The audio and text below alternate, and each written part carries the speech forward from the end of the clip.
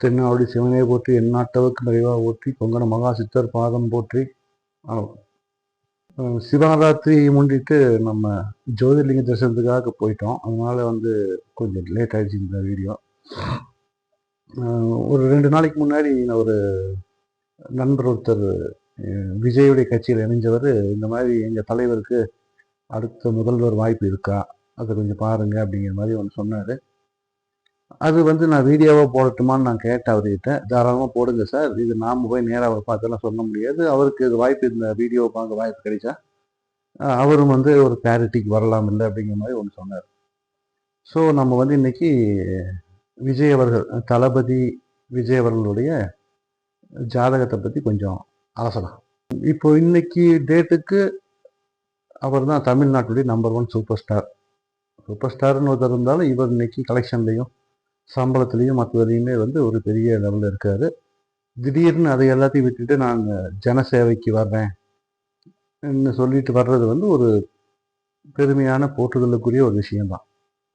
இவருக்கு இப்போ எப்படி இருக்கு நேரம், எந்த மாதிரியான விஷயங்கள் இவர் செய்யணும் செய்யக்கூடாது அப்படிங்கிறதெல்லாம் நம்ம பார்த்தா, முதல்ல நம்ம எப்போ ஒரு ஜாதகத்தை அனலைஸ் பண்ணும்போது நம்ம ஸ்டைல் ஃபர்ஸ்ட் நியூமராலஜி அனலைஸ் பண்ணுவோம், அதுக்கப்புறம் ஜாதகத்துக்குள்ளே போவோம். அதாவது ஜாதகத்தில் முதல்ல date of birth, place of பர்த்தெல்லாம் இருக்கும். 22/6/1974 அன்னைக்கு திரு விஜய் அவர்கள் ஜனிச்சிருக்கார்.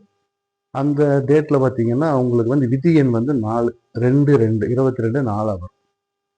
டோட்டலாக எல்லாத்தையுமே கூட்டும்போது லைஃப் நம்பர் உங்களுக்கு பார்த்தீங்கன்னா அதுவும் 4 தான் வரும். இந்த 4 என்பது ராகுவினுடைய ஒரு குறியீடு. இந்த ராகு எப்படிப்பட்டவர் என்ன ஏதுன்னு பார்க்கறதுக்கு முன்னாடி இந்த நம்பர்ஸ் எந்தெந்த நம்பர்னுடைய கூட்டுல உருவாகுதுன்னு பார்க்கணும். 22 என்னும் போது 2 2 2 சந்திரன் சேர்ந்தா 4. அந்த சந்திரன் சேர்க்கையினால் உண்டான ராகு விதி எண்ணா இருக்கு. அது போக கூட சுக்கிரன், சூரியன், செவ்வாய், கேது, ராகு இவங்க எல்லாம் சேர்ந்து 4ஆ மாறும்போது அது இவருக்கு லைஃப் நம்பரா மாறுது. ரெண்டுமே 4. இவருக்கு ஒரு எப்படி சொல்றது, ஒரு அடினா டபுள், வெற்றினா டபுள், அந்த மாதிரியான ஒரு சிச்சுவேஷன்ல இவருடைய ஜாதகம் இருக்கு. இதே மாதிரி இவருடைய அப்ஸ் அண்ட் டவுன்ஸ் பார்த்தீங்கன்னா ஃப்ரீக்வெண்ட் ஆகும். இப்போ 15 டேஸுக்கு ஒரு முறை ஒரு அமாவாசை, ஒரு பௌர்ணமி, இதுதான் நமக்கு கணக்கு. அதே மாதிரி சந்திரன் ஆதிக்கம், அதாவது 2 2 வருது.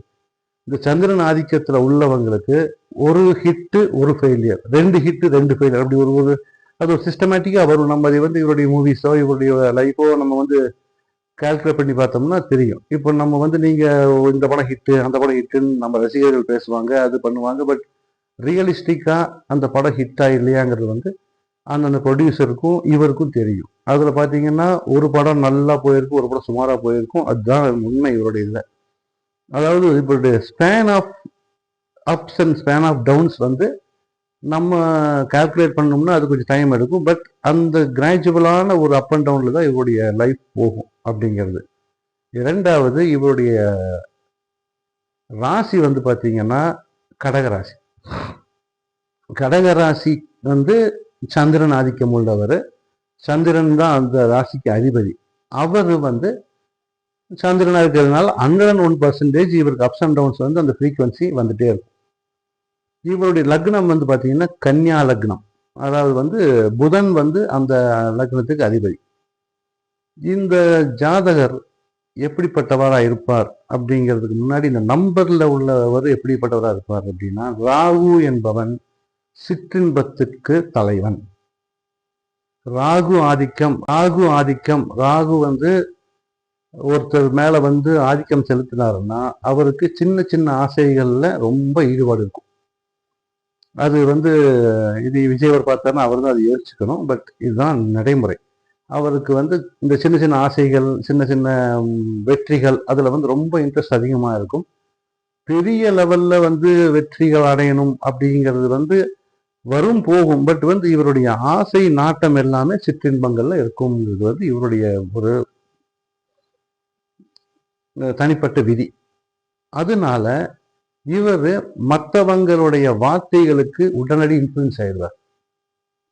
இவரோட பக்கத்தில் இருக்கிறவங்க எது சொன்னாலும் அதுல உடனே இவர் நம்பிக்கையோ இல்லைன்னா அது மேல ஒரு பெரிய ஒரு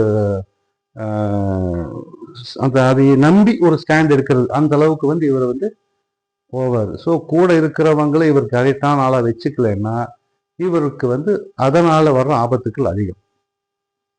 நம்பர் லைஃபும் ஒரே நம்பரு, விதி என்ன ஒரே நம்பருங்கும் போது இவர் இந்த விஷயத்துல கூடுதல் கவனமா இருக்கணும். ரெண்டாவது, இப்போ பொது வெளியில நாம ஒரு அரசியல் தலைவராக வரும்பொழுது இந்த சிற்றின்ப நாட்டங்கள் இருந்தால் அதை முழுசா தவிர்க்கிறதுக்கு இவர் கண்ட்ரோலா இருக்கணும். அது இவருடைய முக்கியமான ஒரு என்ன சொல்றது ஒரு எய்மாவே இருக்கணும். ஏன்னா இது இந்த இடத்துல இவர் கொஞ்சம் தவறுனாலோ சறுக்குனாலோ இவரை என்ன அப்படின்னு கேட்கறதுக்கு பல லட்சம் பேர் ரெடியா இருக்கான். இவரை டீக்ரேட் பண்றதுக்கும் டீப்ரமோட் பண்றதுக்கும் நிறைய பேர் ரெடியா இருக்காங்க. ஏன்னா இவர் ஒரு பெரிய சக்தியா இப்ப கட்டமைக்கப்பட்டிருக்கிறார். இவர் பெரிய சக்தியா இல்லையாங்கிறது தேர்தல் முடிஞ்சு ரிசல்ட் வந்ததுக்கு அப்புறம் தான் தெரியும்.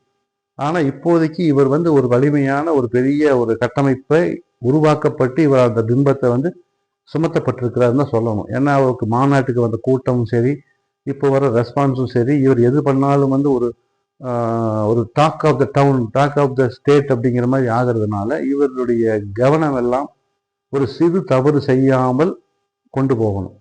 அதே மாதிரி இவருடைய கூட இருக்கிறவங்களுடைய ஒர்த்தினஸ், அவங்க பிரில்லியன்சி, அவங்களுடைய நியாயம், விசுவாசம், இதெல்லாம் இவர் எடை போடணும். அதுல இவர் தவறுனாருன்னா மிக மிக பெரிய ஒரு ஆபத்தை சந்திப்பார். இதுதான் இந்த ஜாதகத்தினுடைய இந்த அஸ்ட்ராலஜிக்கலா நியூமராலஜிக்கலா ரெண்டு பக்கமுமே பார்த்தாலும் இதுதான் விதி. நியூமராலஜிக்கலா இது ஒரு விதினா, அஸ்ட்ராலஜிக்கலா இவருடைய ராசி கடகம், லக்னம் கன்னி. இந்த ரெண்டுமே ஸ்திர ராசி கிடையாது. ஸ்திர ராசின்னா சிம்மம் ஸ்திர ராசி, ரிஷபம் ஸ்திர ராசி, மேஷம் அந்த மாதிரி ராசி ஸ்திர ராசிகள். இவங்க ஸ்திர ராசி இல்லை. இவங்க லைஃப்ல இவங்க சக்சஸ் எல்லாமே அடுத்தவங்களுடைய ஒத்துழைப்பால மட்டுமே வரக்கூடியது. தனித்து இவங்களால எதுவுமே செய்ய முடியாது. கொஞ்சம் கஷ்டமா இருக்கும் கேட்கறது, உண்மை. இவர் சினிமா இருக்கிறார். இவர் சினிமாவில் நடிக்க வந்தப்போ இவருடைய சப்போர்ட்டா இருந்தது, இவர் சார்ந்திருந்தது இவங்க அப்பாவை, அந்த புது டைரக்டர்ஸை. இவர் நாள் பட டெவலப் ஆக இவருடைய டீம் பலமா இருந்ததுனால தான் இவர் இன்னைக்கு ஒரு சூப்பர் ஸ்டார் லெவல்ல 250 கோடி 300 கோடின்னு இவர் சம்பளம் வாங்குற அளவுக்கு உயர்ந்திருக்காருன்னா அதுக்கு இவர் மட்டுமே காரணம் அல்ல. ஏன்னா இவர் சரராசி. இவர் ஒருத்தரை சார்ந்து இருக்கக்கூடிய ராசியும் லக்னமும் ரெண்டுமே அப்படிதான். அதனால இவர் ஒரு டீம் ஒர்க்ல இவர் உள்ள இருந்து இவர் அதனால வெற்றி அடைவாரே ஒழிய தனித்து இவரால எந்த ஒரு பெரிய விஷயத்தையும் சாதிக்க முடியாதுங்கிறது தான் நிஜம். இந்த அரசியல் அப்படின்னு வரும்போது இதுவும் பெரிய டீம் ஒர்க் தான். இவர் கூட நிற்கிறவங்க எல்லாருமே நான் சொன்ன மாதிரி விசுவாசமா இருக்கணும், அறிவாளிகளா இருக்கணும், உண்மையானவங்களா இருக்கணும், தெளிவானவங்களா இருக்கணும். இருந்தா மட்டுமே இவருக்கு அவங்களால உதவி பண்ண முடியும். இல்லைன்னா ரீடேக் இல்லை சினிமாவில். சினிமா மாதிரி ரீடேக் இல்லை அரசியல்ல. அதனால இது ஒன்ஸ் டன் இஸ் டன். அதனால இவர் மிக மிக மிக மிக எச்சிருந்தா மட்டுமே இவருக்கு அவங்களால உதவி பண்ண முடியும். இல்லைன்னா ரீடேக் இல்லை சினிமாவில். சினிமா மாதிரி ரீடேக் இல்லை அரசியல்ல. அதனால இது ஒன்ஸ் டன் இஸ் டன்.